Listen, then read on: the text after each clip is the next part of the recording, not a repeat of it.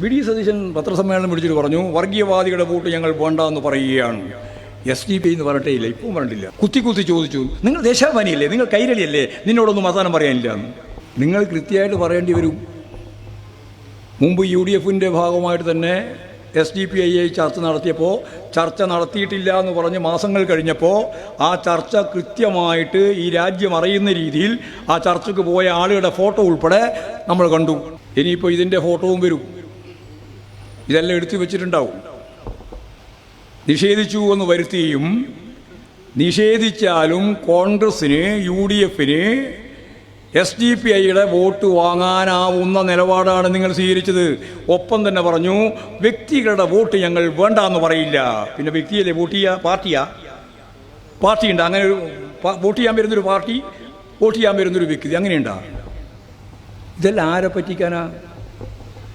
പാർട്ടിയുടെ വോട്ട് വേണ്ടെന്നേ ഞാൻ പറയുന്നുള്ളൂ. പാർട്ടിക്കാരൻ്റെ വോട്ട് വേണ്ടെന്ന് പറയുന്നില്ല. ഇതെല്ലാം എന്ത് തന്ത്രം? ആർക്ക് മനസ്സിലാവാത്തത്?